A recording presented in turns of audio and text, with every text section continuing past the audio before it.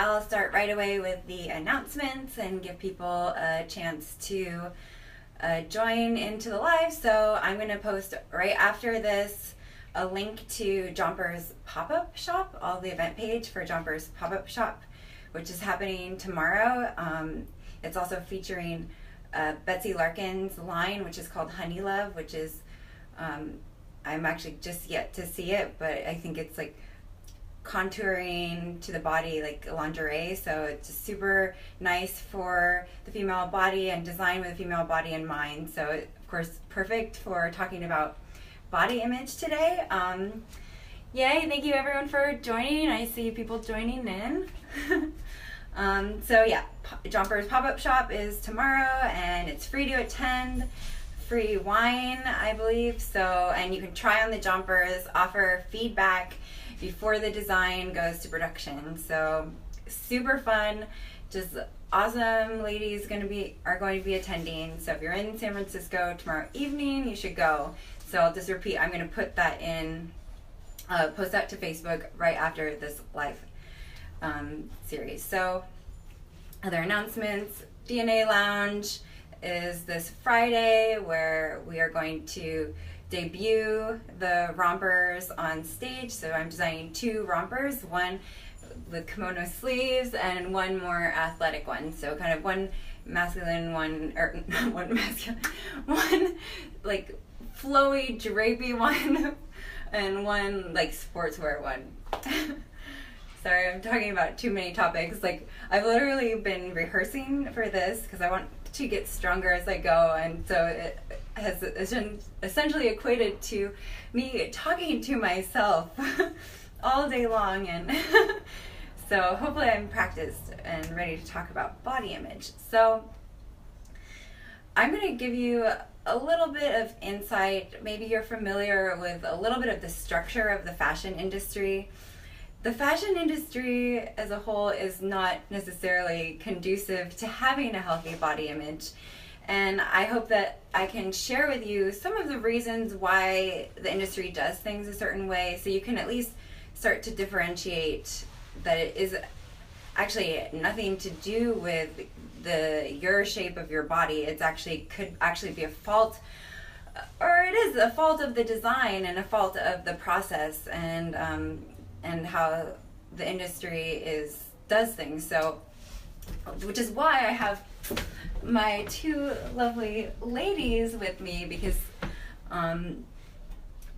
so what it comes down to is we as designers do the design on a mannequin, and that's where the process starts. And as you can see,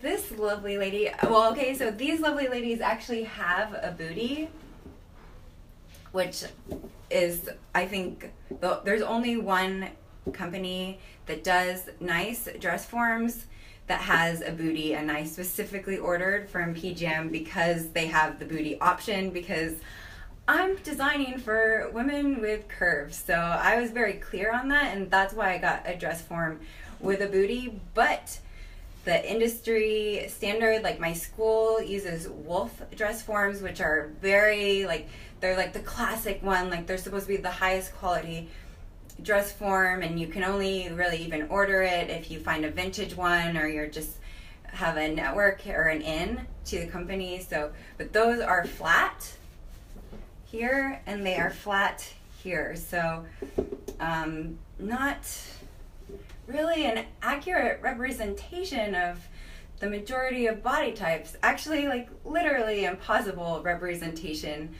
of the majority of body types. And like, how's it going? So when you think about it that way, this is where the design starts.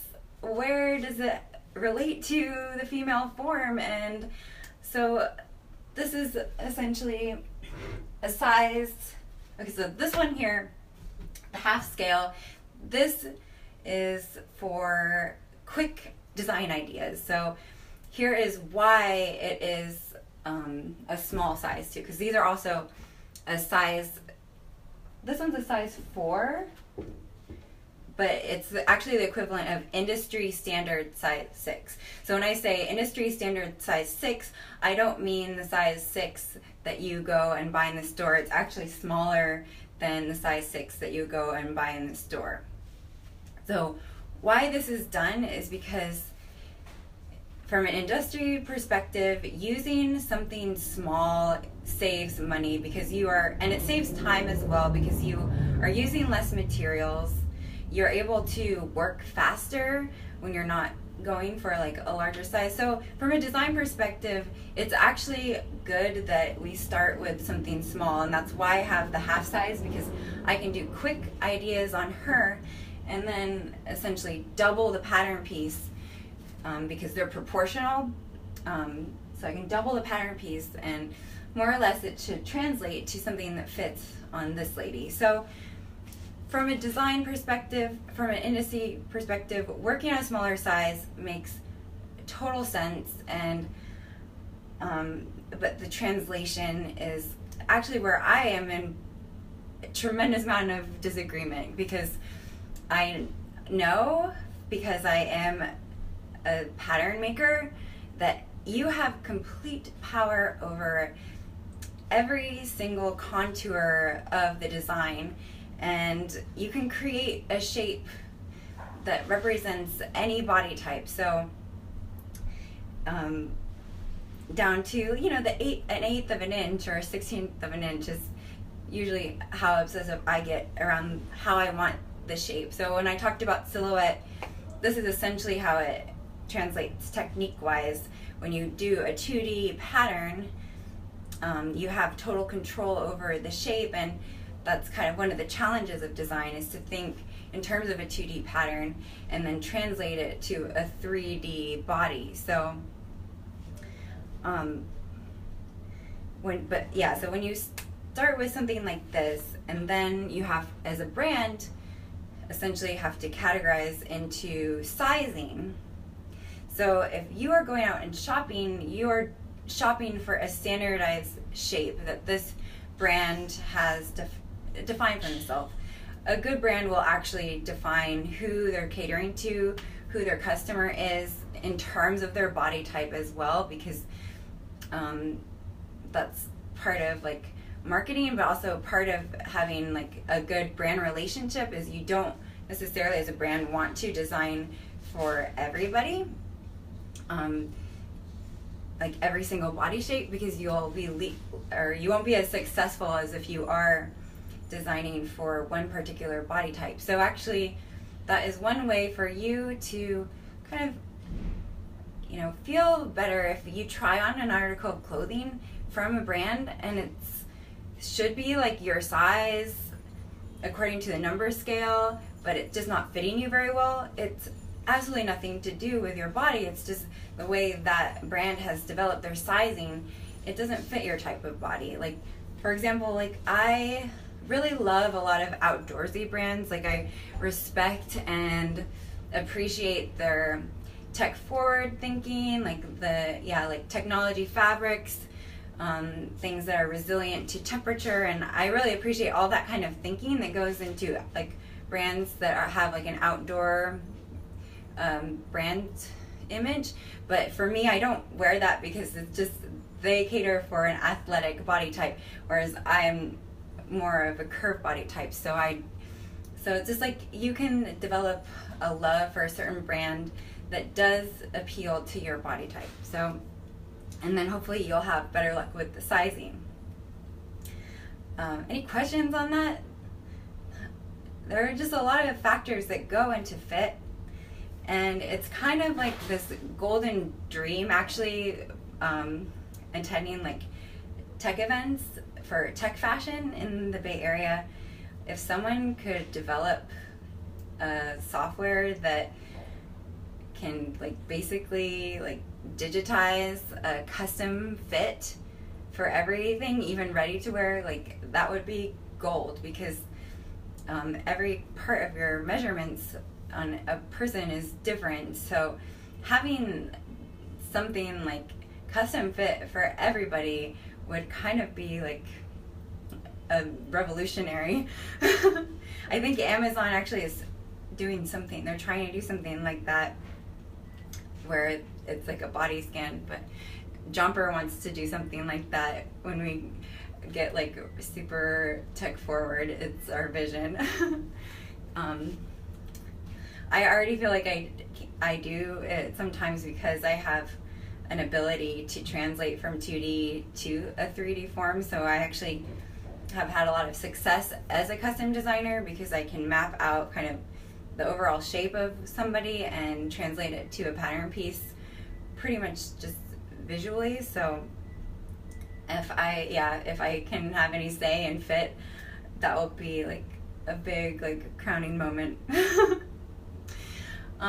Okay, so let me pull up. I have a couple notes. So that's just kind of my overall thing on the industry. Oh, still more overall things on the industry. So skinny models also. I'll offer my completely like perspective on using skinny models. So like I said, when you're creating the samples on a skinny form, it is beneficial from an industry perspective to have a thinner model, just materials wise, time wise, and however, I contradict that at the same time because I think my fashion shows have featured my friends, and to me that just is the message I want to go for. And even though I do work on this, I know how to make a pattern that fits this but still has some room for curve. So and you'd actually be surprised that like a lot of women can, if I modify this in the right way, I can really increase the fit for a lot of women, and it still kind of drapes on this. So yeah, I would say from an industry perspective, there is a reason kind of for using like thin models, but I would also be an advocate. I am a personal advocate for just like embracing all different body types as models and really looking more for the unique beauty in the person, and not, I mean, you can still tell like a story of like cohesiveness and a certain look through other ways than trying to have like one body type. And so yeah, that's probably my last message on like the industry, unless you have any other questions. Oh, actually no. One more message on the industry is that they actually, if you go into a store and try on a size, they actually, over the past decade, brands have been lowering the size so that the argument is like psychologically, if you go and you think you're a size 10 and you fit a size 8, you're going to feel confident with yourself and want to buy it. So it's actually like a psychological manipulation that has kept going over time, that if you actually shop for based off of sizing, it's not really going to be the same across the board.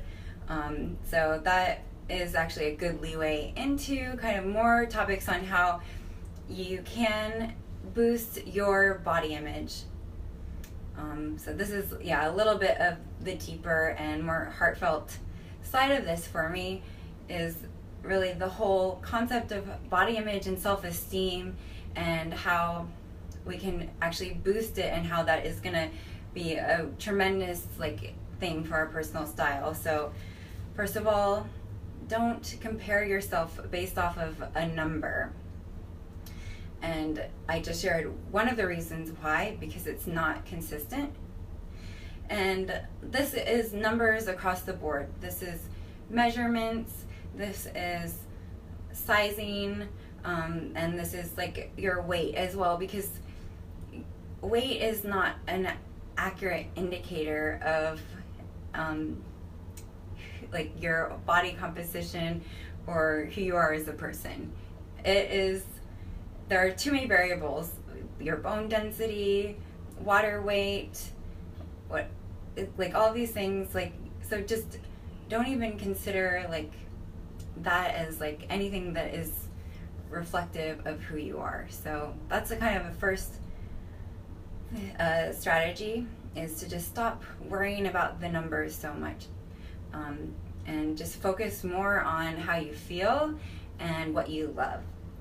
So let me look at my notes. So yeah. Also, so numbers, don't compare numbers. Don't compare yourself to other people in terms of like sizing up your appearance or your body type to another person. Because as I just spent all this time talking about fit and how unique fit is, it goes the same. Like, you are a different person than someone else. Your entire shape and proportion and body chemistry is different from someone else. So comparing your self-worth against that just doesn't really make sense. It doesn't really benefit you as a person. So yeah, there are just so many variables for that it's just not worth it to compare yourself to somebody else. The next thing is to just be really conscious to not criticize yourself in any way, which is just like a habit. Catching yourself if you're critical of yourself. I will share a little bit more about my own personal experience with body image, but I can tell you right now that where I have been, it's kind of unique. So I have a whole kind of story with how I've felt about my body throughout my life, and I haven't really felt confident with my overall body until like maybe it's been a few years that I kind of have gotten to a place where I feel more confident with my body, but it has actually transitioned to me that I'm very critical of my design ability, my ability to be a good designer. So at the same time, it doesn't matter, it could be your mind, your body, anything where you are questioning your self-worth or criticizing your body or your mind or your ability.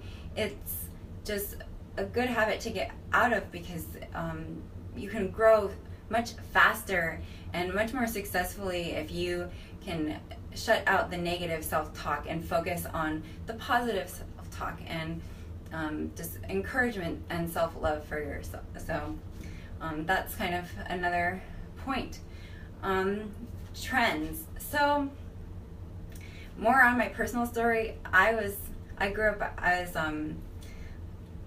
overweight, and when I say the word overweight, I'm saying by definition my body mass index was what medical textbooks define as overweight. And at age 10, I was I was 40 pounds heavier than I am now at age 10. So this is way back in time for me that I'm sharing this with you. Which is bizarre, because as I've been doing these concepts, I've had memories kind of flow back of my experiences, because this is kind of an experience-based thing and defining your personal style. So this is one of them. At age 10, I weighed 40 pounds more than I did now, and at that time, what was popular trend-wise? Kate Moss and Britney Spears, Christina Aguilera, chiseled abs, low-rise pants, all the way just above your crotch line, like just like showing your midriff, and polyester fabrics too, because polyester fabrics have kind of gone through some not so good things that are maybe better now that there's been more years for the technology to be worked out, and yeah, just showing your midriff, having like the heroin chic, like the 90s grunge heroin chic, almost like emaciated look, and that was great for the mood or the concept, or I love fashion history, and I'm not even hating on that look, but I'm just saying, like, I actually really appreciate that look for the story that it tells. But for being a 10-year-old girl that didn't have that body, it was very, very hard for me to appreciate my body. So that was kind of a roundabout way for me to say that you can say fuck off to a trend that just doesn't work for you.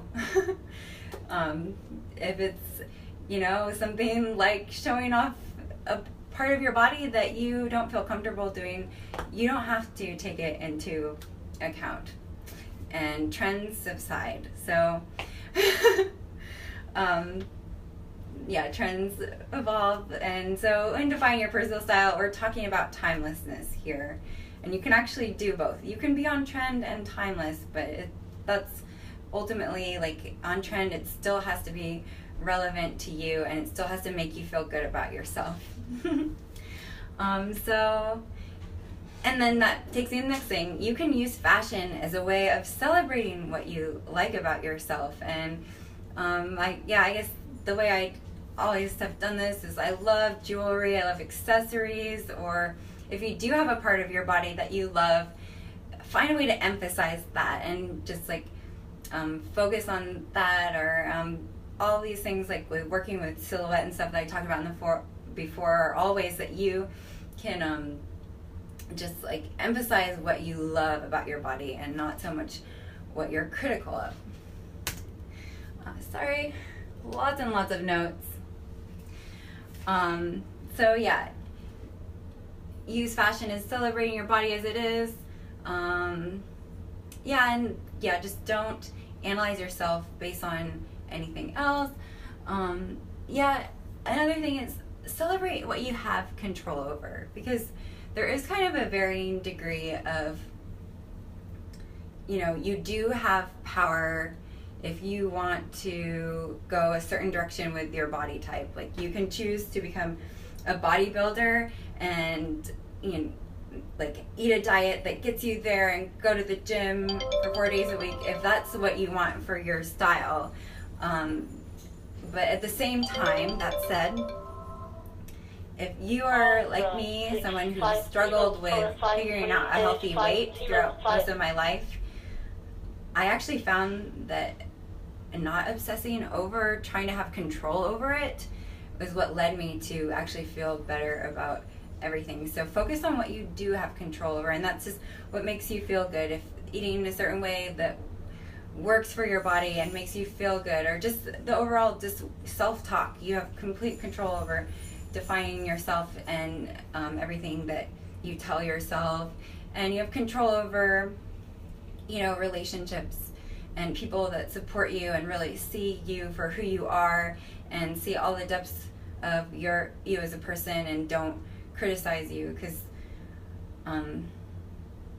you'd be shocked at what people say to each other, but you don't have to pay attention. You don't have to focus in on the negative criticism that you hear from other people. You can focus in on the positive things that you hear from other people.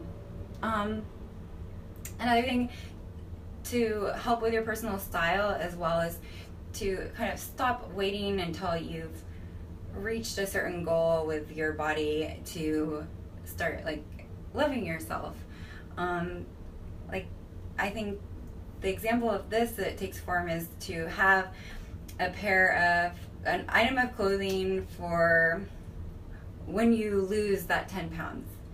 And I'm gonna keep this in my closet until I lose that last 5 pounds, 10 pounds, and I'm gonna tell you why you shouldn't necessarily think that way, because it might be motivation, but as I spoke earlier about fit and everything, you don't even know if that item of clothing is designed to fit your body, even if you lose weight. So even if you do achieve whatever goal of losing weight to fit those pants, you don't even know if it's actually going to fit your body, because you didn't have the opportunity to try it on as your body was in that moment. So I talk a lot about minimalism. When people have a tough time getting rid of an item, it's because they're concerned with something of the future, something that's not even here yet, or they're stuck in something of the past, of a feeling or a memory of the past. So this is what I'm just encouraging, is that you stay in the present moment of where you are now, and not put your mind and energy into, my wardrobe will be great because I'll be able to wear these clothes that don't fit me now. Think about fit now, because you actually can really find things that fit your body now, and then just it's like an immediate shift. So that's also sorry, there are so many things to talk about for body image. I actually taught body image in high school for actually 3 or 4, all 4 years of high school. I actually accumulated about 800 volunteer hours in high school, talking about body image, talking about healthy relationships, talking about healthy sexuality too as well. So fun fact, I've always been juggling lots of activities for a long time, but yeah, so I did a lot of work on body image, and that's why this is going to be kind of a long topic. So another technique for developing better body image is to write out essentially a gratitude list. So actually a gratitude list is great for any way to improve the quality of your life or your like self-esteem or your emotions, is to focus in on what you are grateful for. Focus in on the positive. So write it out as well, because it reflects back to you in a different way. You can actually process the information a little bit better when you write it out, and then you actually see like an extended list of things that you love in your life or things that you love about your body. So it's like a complete technique for happiness. So, and it's not a waste of time. Actually, it doesn't take very much time at all. So write out the things that you love about your body. What does your body allow you to do every day? For me, like, even though I grew up overweight, I still did dance. I was still very active. Like, my body allowed me to do lots of different things. So yeah, just like focus in on those. Like, does your body and your mind allow you to create different things, or go like your workout routine, or even walks, like whatever capacity you're at with your body, just take a moment to appreciate it. Another thing to do is just be aware of your posture and just carry yourself with that aura of confidence. Like, I am here, like my body is beautiful and I can own it, and I feel it because it's actually expressing physically, and my shoulders are relaxed, my neck is long, my chin is up. Like, it's kind of a mind-body connection and a muscle memory of relating confidence to the way you present yourself. So I think that's about it. No, it's not. The last thing, so when I taught body image, this is kind of a little bit different because I do know a little bit more about how the fashion industry works. When I first taught it, it was definitely a look at how imagery is presented to us as a society in advertisements, in like fashion magazines and on TV, and just kind of a constant bombardment of a certain ideal, because what it essentially is advertising. It's wanting you to buy into the dream, the ideal that this product can provide for you. So this is what you grow up with seeing, are these kind of idealized imagery. So, you know, I'm just bringing this up because breaking this down to people is kind of part of a process for developing better body image, because you have to understand that and when you're young, you might not necessarily realize that these images are highly fabricated. So much goes into creating imagery that's beautiful. I know because I do styling for photo shoots, and so I know that every detail is scrutinized from beginning to end.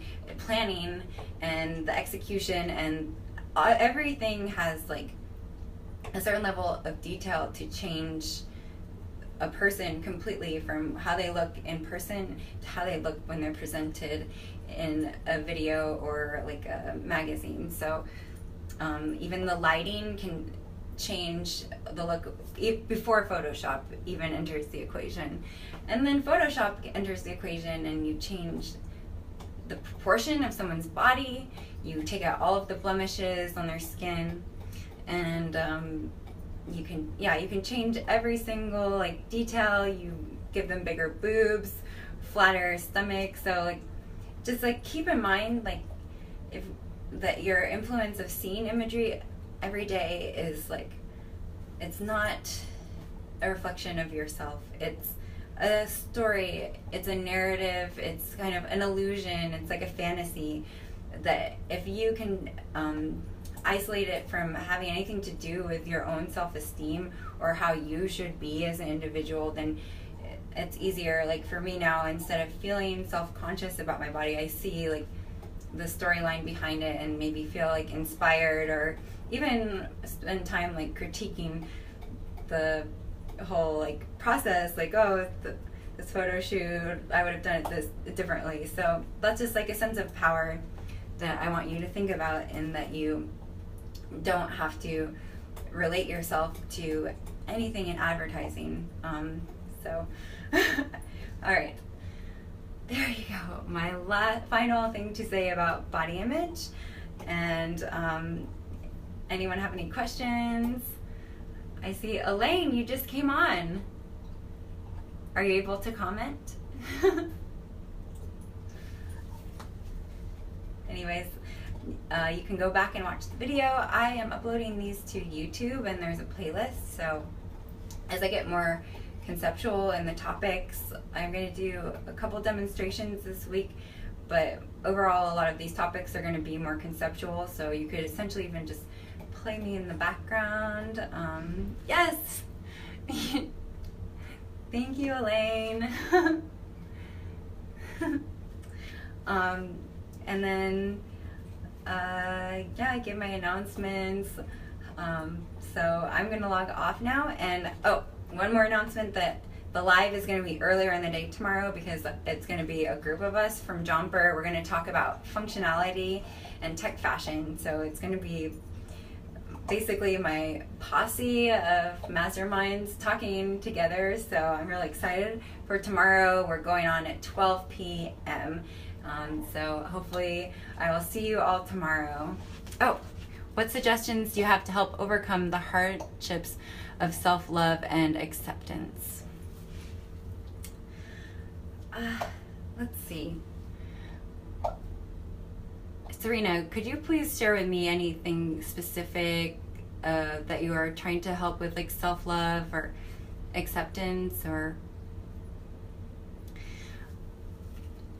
So I think, actually, I think the answer to this, let me think. There's kind of a process of almost letting go of something, or like letting go of, let's see, this is a tough one.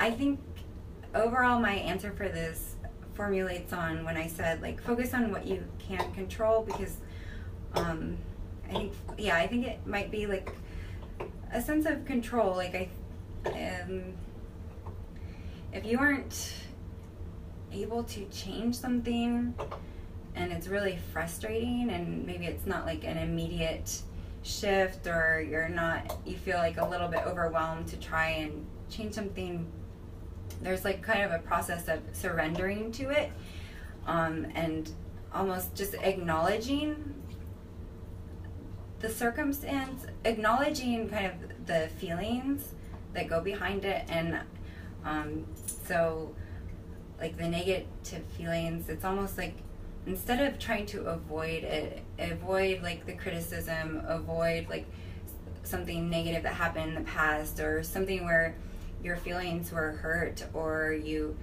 really like felt that it like hurt you on a deeper level. Instead of trying to avoid it, you have to almost like move through it and actually just try and process it. Because when you're able to like go in, and you could do this through like journaling, you could just write out like what's bothering you, or you can do like stream of consciousness writing, or you could do like a meditation. So essentially, if you're going to really kind of tackle an area within yourself that is just really like, yeah, like not having self-love or not having like self-acceptance, you can essentially create like an energetically safe zone around yourself, and go into the memories that cause that for you, or go into like where you feel that in your body, and if it comes across as like sadness or just frustration or guilt or just whatever those kind of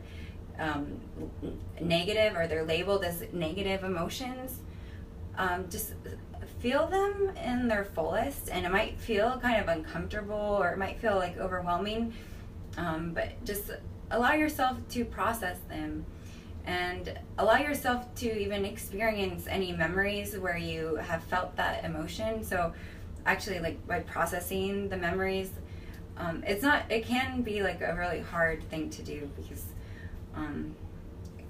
memories of like being told that you were a certain way, or that your body was like equated to something kind of negative, can be hard for many people to go through. But in the act of like really observing and really being careful with it, like considerate and loving towards yourself while you go through that experience again, it causes kind of a shift where you can almost process the whole experience or the feeling, and almost see it in a new light, and almost see, like, acknowledge that it hurts you and that it's affecting you, and then you can start to almost package it up and make it into like a thing where it's like it doesn't have so much power over you, because you're no longer like avoiding it. There you go. That was my super deep way to tackle love and self-acceptance. Tackle the things that are negative. That's essentially what I've been doing with minimalism. Is, for me, I got super angry with myself that I wasn't naturally accurate, that sometimes I would go back at my work and my drawings were not very clean, and you couldn't even see because it looked like scribbles, and I just like couldn't connect that. So essentially what I did was I made myself be like super precise, and I like almost like focused, and it was really torture because I felt like I was confronting something that just wasn't me. And but overall, it's just like you learn things as you go, like you learn like as you work against the challenges, or I mean you work through the challenge, so not against it, like face it, and then it doesn't have control over you in the same way. Because yeah. All right, so thank you everyone for logging on. Thank you, Serena, for asking that question, and yeah, it really helps me to get feedback even outside of the live after it's done, because I am hoping to really communicate like a positive message to everyone. That's why I'm doing this, but it's also my first time doing it, so any sort of feedback, any sort of engagement really helps me to make sure I'm making my message clear. So thank you so much for commenting and tuning in. See you tomorrow at 12 p.m.